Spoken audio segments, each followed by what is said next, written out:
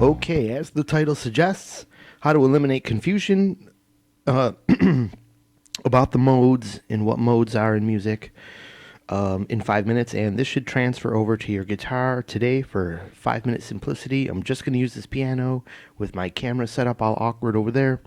And I'm not going to write any notes for the camera. You're just going to have to listen to what I say and copy notes down as I say them. So number one, get the mode name order. Just the order. You need to know the order of do, re, mi, fa, sol, la, ti. Do, re, mi, fa, sol, la, ti. Okay? Your major scale. Do, re, mi, fa, sol, la, ti, do. And in this scale, which we're going to use the white keys for simplicity on a piano, they make a key because, as you can see here, you've got the 2 whole steps and then the 3 whole steps next to each other by a half step. And that creates do, re, mi, fa, sol, la, ti, do. Now, you need to know this order starting at the key of C, because the white keys are C. Here's what you're going to write down today in this order. Ionian, Dorian, I'm going to play them for you. Ionian, Dorian, Phrygian, Lydian, Mixolydian, Aeolian, Locrian, back to Ionian. That's at the 1, 2, 3, 4, 5, 6, 7. So write down 1, 2, 3, 4, 5, 6, 7, and then replay the video right there. Okay, moving on. We've got the names, the general order. Okay, now you need to take another piece of paper, and I want you to write down the mood order. First of all, we're going to group these by major or minor, meaning are they happy or are they sad?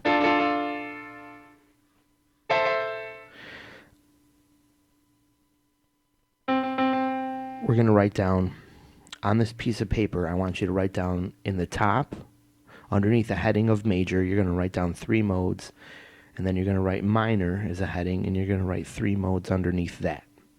So at the top of the page, you want to write this order: Lydian, Ionian, and Mixolydian under your major category. Now you want to, under your minor category, write down in this order: Dorian, Aeolian, and Phrygian. So this order that you wrote them, now you've got them grouped, major or minor. Let's go over the major order and the minor mood order. These are moods. You're creating moods. You want to create moods, and they have an order of moods from happy to sad.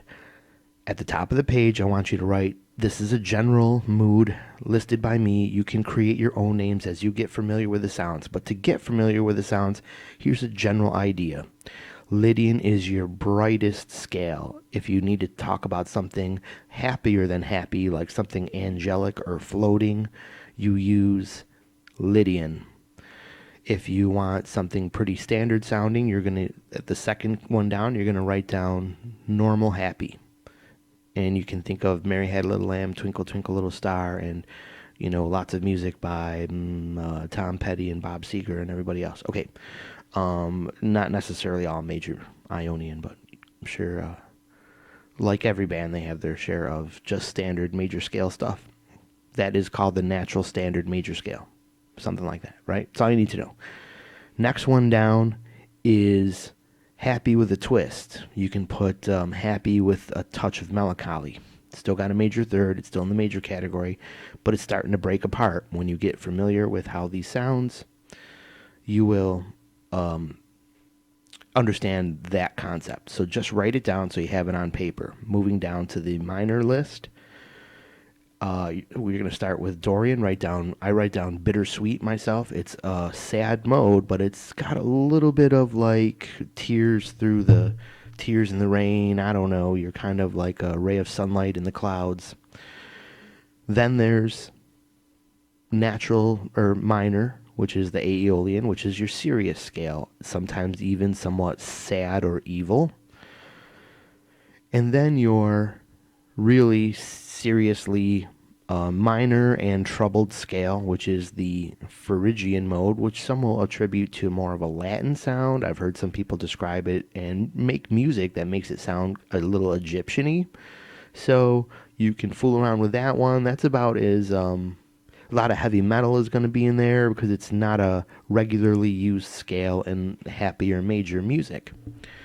So from there, you have the Locrian mode as an oddball out by itself, and you right now don't even worry about it because that's going to take, when you're really familiar with these modes and you're starting to compose with modes, then you're going to maybe once in a while have a purpose for the Locrian where the sound you would make, and I'm just talking like a long solo in the sound of Dorian, Lydian, Meridian, whatever the hell it is.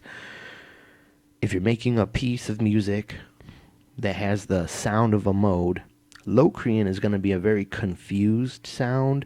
It's going to be a perplexed sound. It's going to always need to resolve to Ionian. Once you go into Lydian, or Locrian is going to just sound horrible, played by itself, really, or it'll have a very, very, very specific and rare mood in music.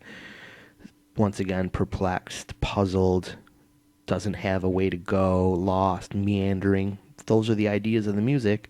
There's your mood.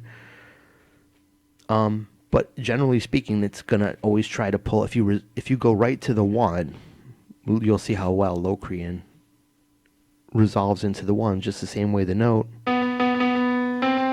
likes to resolve back to the C. Put a little rhythm in there, and it really rings the bell for you. Okay, so moving on. That's what a key does, by the way. A key creates that sonic movement, which eventually leads your ear to the, a leading tone and a tonic tone. Anyways, a tonal center. More than you need to know. Now that you got the order listed, you know what moods you'll be creating. So now you want to, right here, you can forget about here's the most important point. Forget about all the fucking technicals here. Forget about learning the shape of a Dorian scale. You don't need that.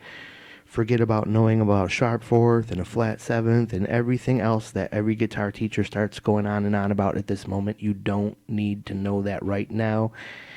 At this juncture, you need to make this audible. You need to make this fun. You need to program your ears to hear these sounds. So you're doing ear training right now, and you're having some fucking fun, making some real music, because that's what you're here to do. So start with that. Then, once it's fun and in your ears, you will want to know the technicals, and the technicals will then be easy to understand because you can manipulate it all right under your fingers and see it every time. Yes, I'm using a piano. This stuff, what I'm teaching you right now, will transfer over to a guitar. And here's the secret. Down here, here's my hand here. I'm going to move down to the part of the keyboard we can't see on the camera today. And my cheap setup here, I can't make an adjustment. I'm sorry. But I'm going to hold down a low note. And when I hold down a low note, what's going to happen is that's going to establish the particular modal sound that we're in. It's not playing a certain scale. This scale is defined as C2. There's a problem. The problem is you want to name these scales so people could understand from here to here is this, from here to here is that, from here to here is that. And so they give them the same name that we just gave you on the list, your first list there. And so people tend to think this is where the music is. This is where the music is. No, that's just where the technical explanation is. The modes are available on any of these. The modes are available by playing all of these notes as your melodies within the modes. So if you're just playing all these notes, then how the hell does one note sound over another? What you haven't realized as a new beginner to music is that music works with gravity. Meaning the lowest note or the root note of a piece is the gravity note. That's where your ear is basing all the other tones off of. For example, that's why this scale has music, because when you start at C, your ear actually establishes C was the start, so it understands that it heard mathematical pattern right there, and that mathematical pattern said, oh yeah, that's do, re, mi, fa, sol, la, ti, do. So when you know that you're just going to use all of these notes, all of the scale, you realize on a guitar, all you need to know is the major scale pattern. What creates the mode? Well, when I hold down a D note and I play all the other notes in a melody, the same thing happens. My ear keeps on going to this D note as the root of the progression, and that creates a, look at your list, you tell me which one that creates. And if I hold down the third key in the bass, I can play a chord. Here, I can play a bass note, whatever it is. The lowest note is the gravity note. It's called the tonal center in musical terms. And that's where your ear establishes everything. Like everything's happening on planet Earth. You know, everything happens from there. The one basic thing we all have is we're all on planet Earth. You can jump, you can run, you can punch, you can push, you can cry, you can trip and fall. But you're always... One common thing to all those events is you're always on Earth. Well, it's the same thing with a root note on a piano.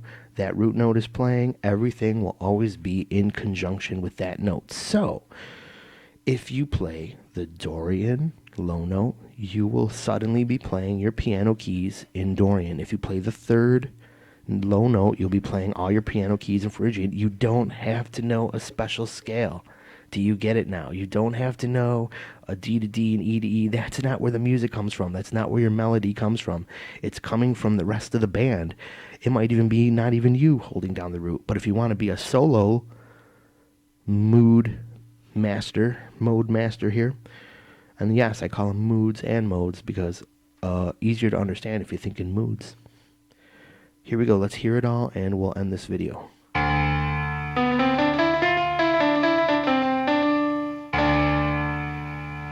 Now, that may have sounded normal because we haven't really heard it against anything else, and especially if you're a brand new to hearing these modes. But I'm going to resolve it, and maybe you can hear the difference. I'm just going to play a melody on these white keys, and I want you to hear the difference. I'm going to be playing a D note on the bass, and then I'm going to play a C for Ionian. So here we go.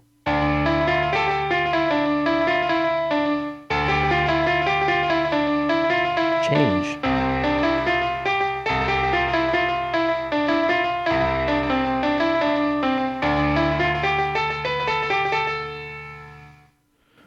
Hear the difference? A lot more music there than just going to a piano and being like... You can play little melodies around, but your mind doesn't have anything to gravitate to. So that's why melodies sound good for a second, and your mind goes, all right, I'm kind of bored. Because your mind wants an idea.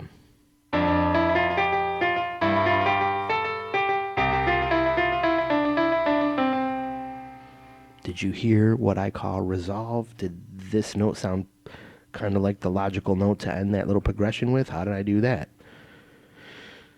By playing root notes of the key while I jammed, and I went from, this is knowing that the do of a key is your home, a good home. I went away from home and just chose a do, re, mi. I chose a fa.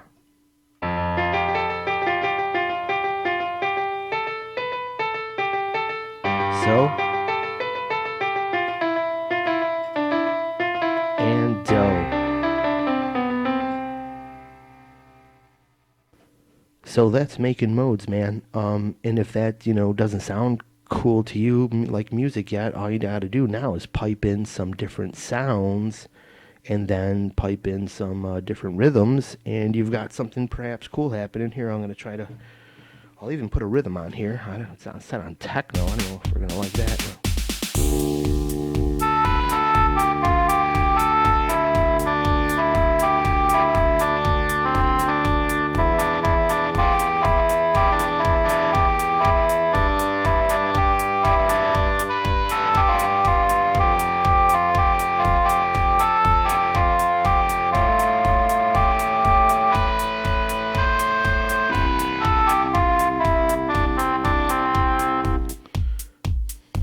So I'm going to play the A note, which is your do, re, mi, fa, sol, la.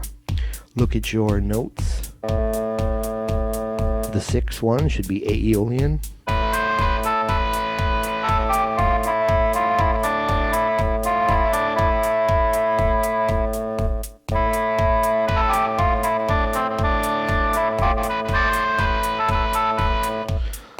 Okay, so I hope you got a general idea about how you can quickly start making music with modes. And how to take the confusion out of it. Now that you know how to start making music, make your own sound that's more pleasing to you. I don't know what the hell I got here, an oboe? I don't know what the fuck I was thinking. But